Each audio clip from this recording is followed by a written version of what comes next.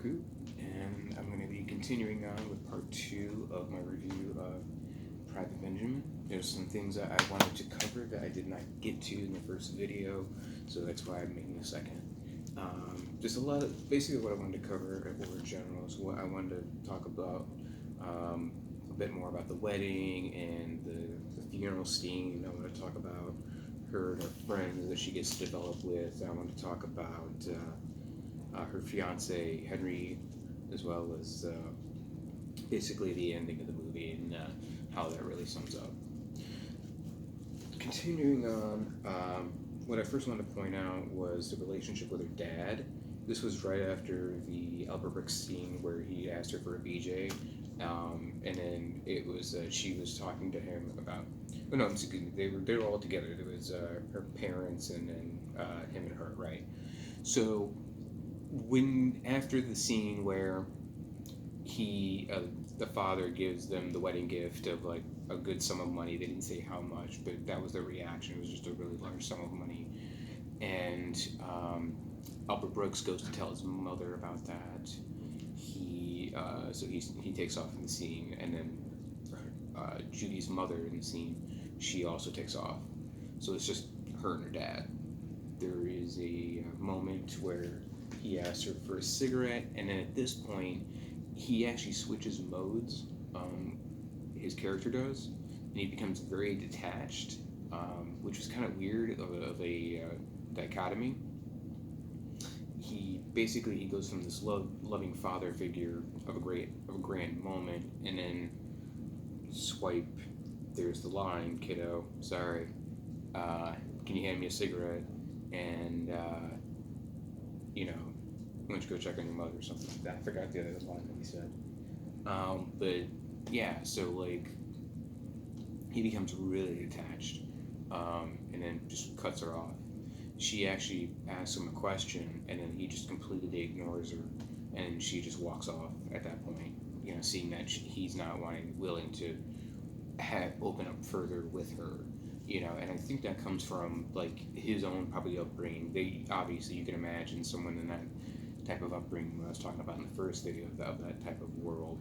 It's I don't see that it's not necessarily out of the you become very reserved, and like you have to be very maintained and be stoic, and just that's the basic idea of like I think that's what they were trying to go for.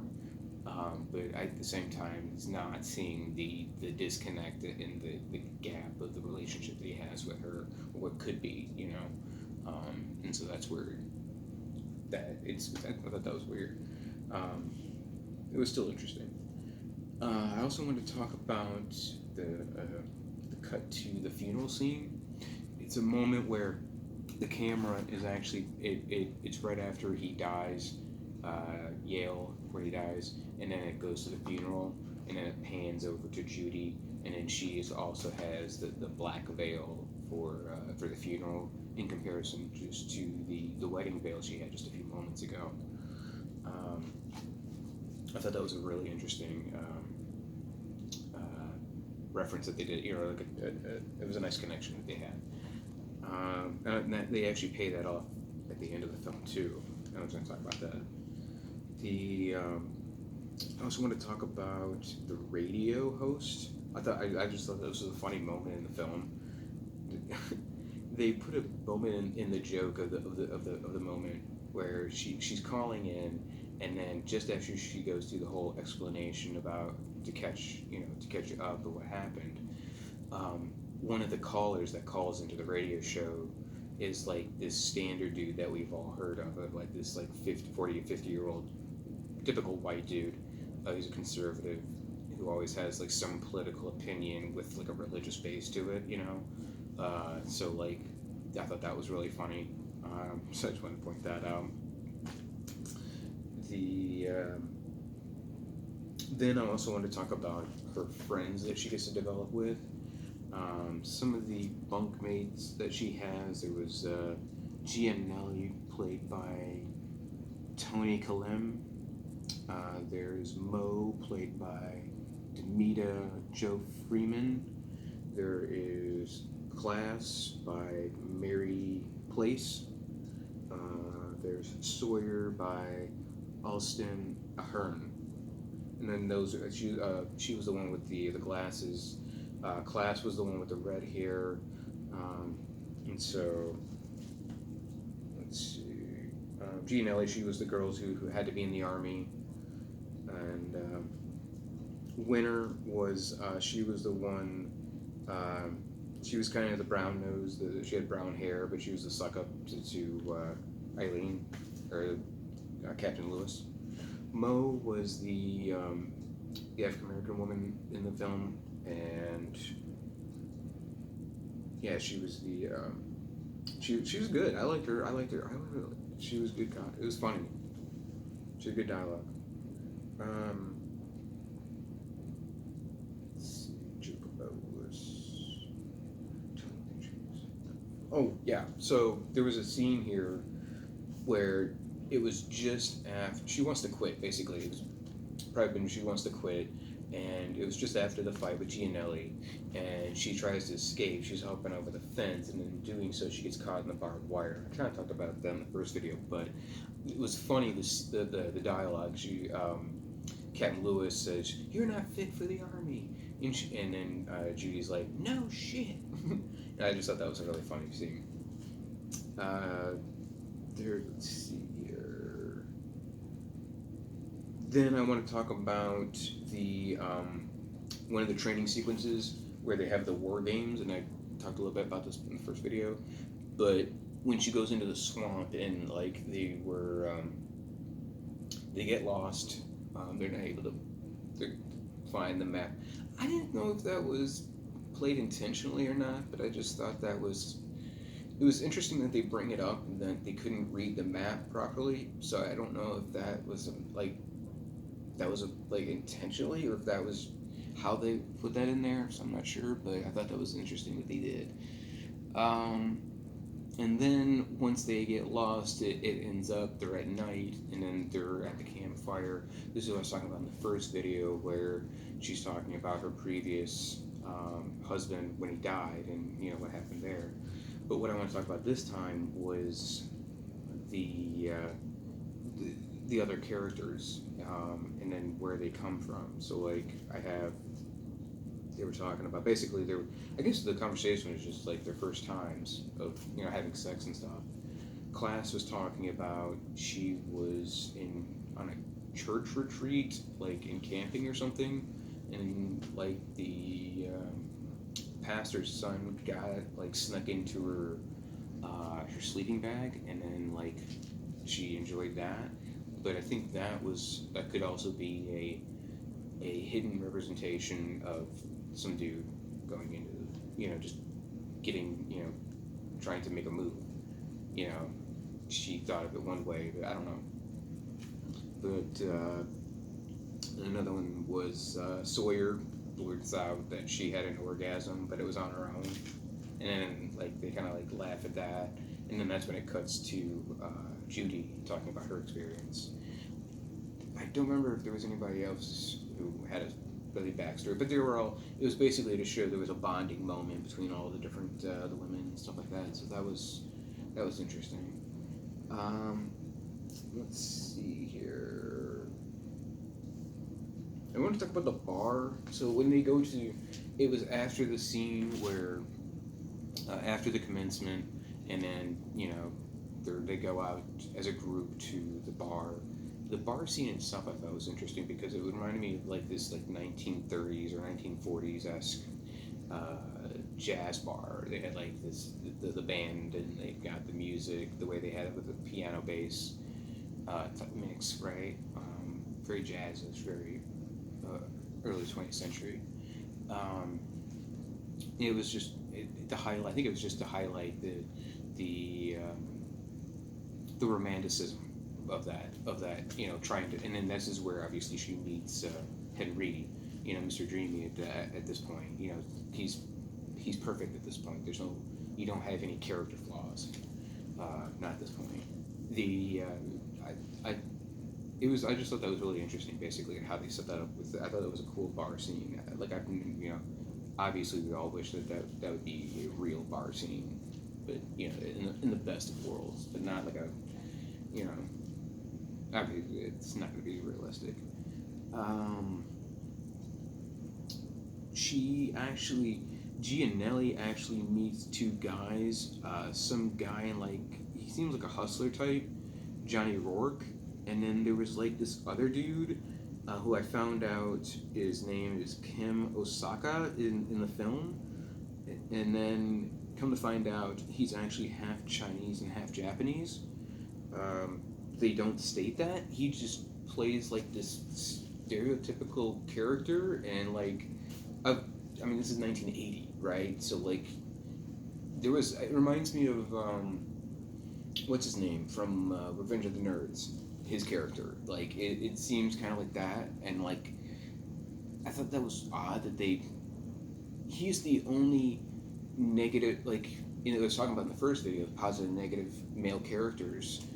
He is a negative male character as this, you know, this Asian man, like, you know, so like I just, yeah, that's not, you go out of your way to try to promote diversity, but you're still downing this one, like this race. It's stupid. It doesn't make sense.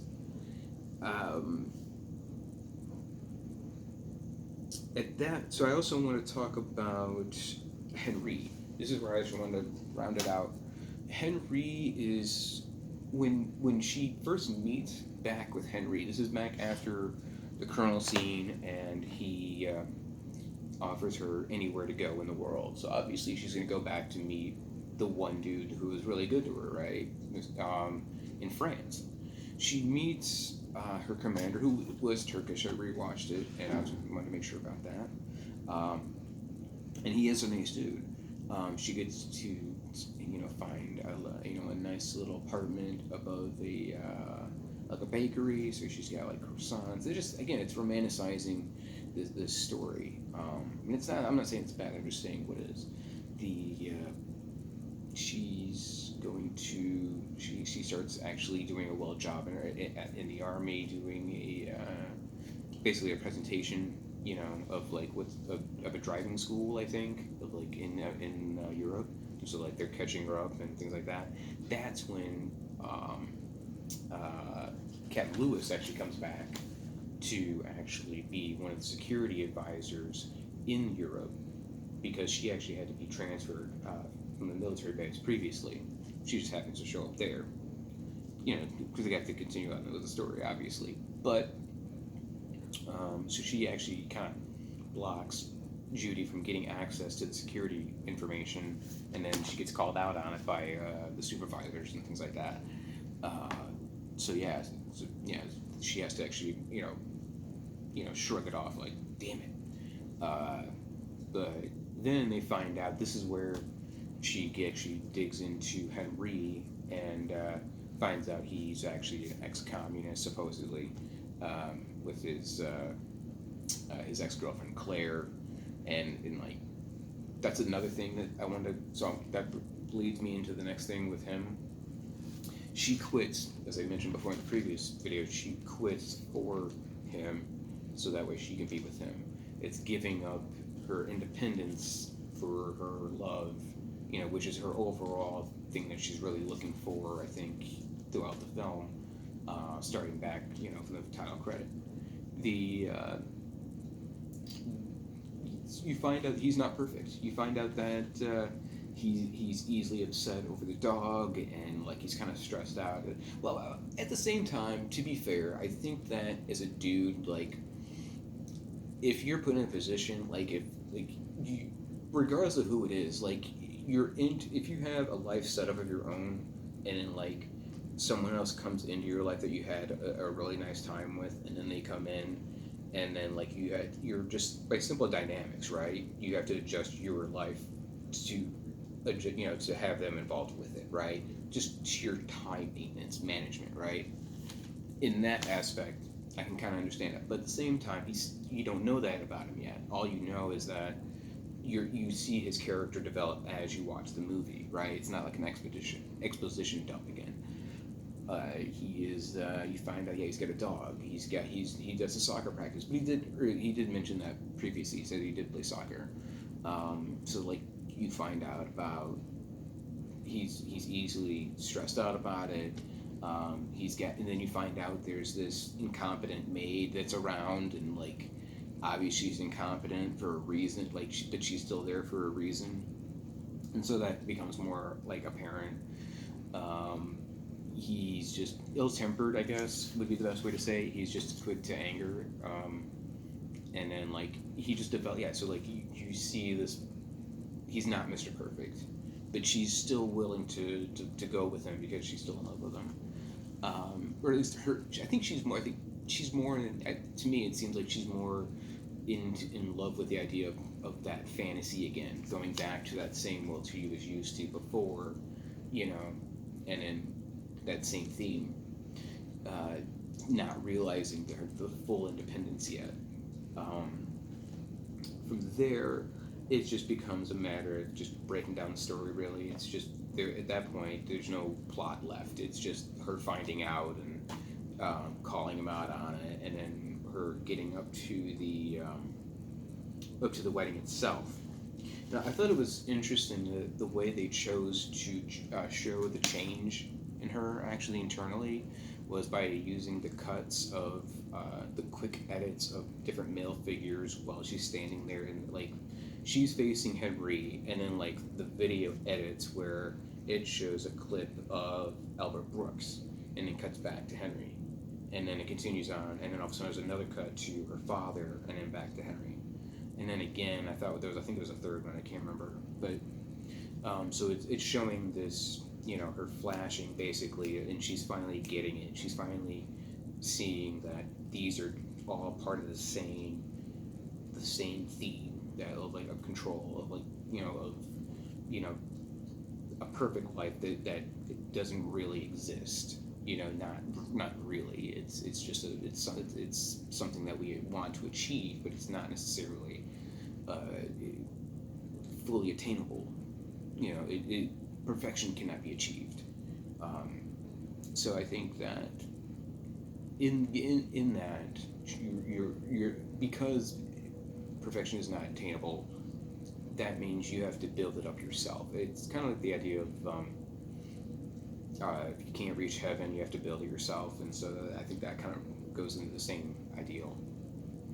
And I think that's where it leaves off in the end of the film. She's got her wedding dress on, but then she throws the veil up over, and you see her releasing that chain, that connection. She's finally free, and that's the final reference to the veil as compared to the in the beginning of the film.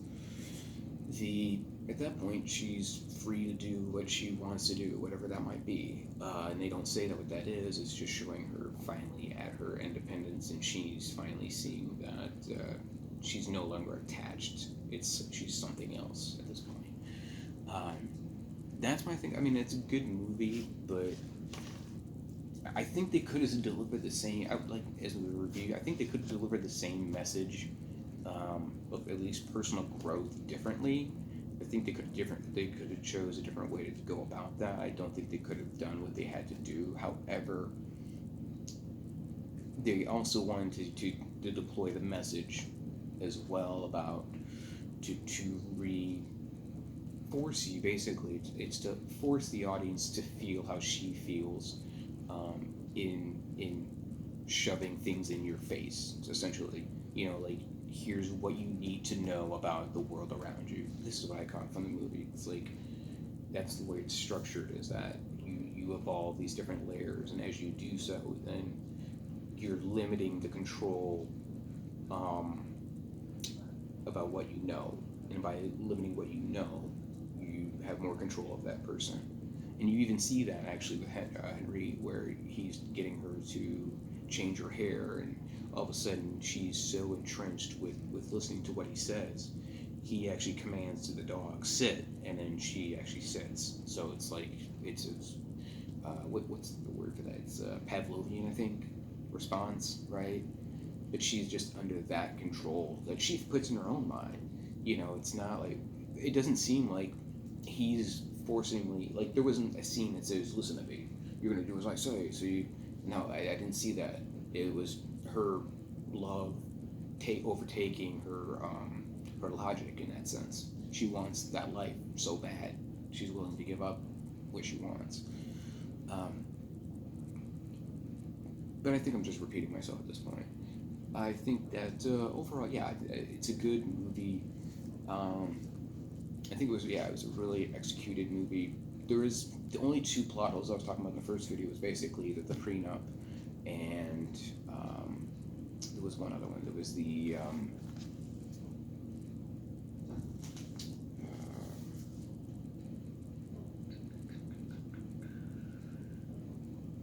I don't remember offhand, but I've mentioned it in the first video. So that's basically what I thought about the movie.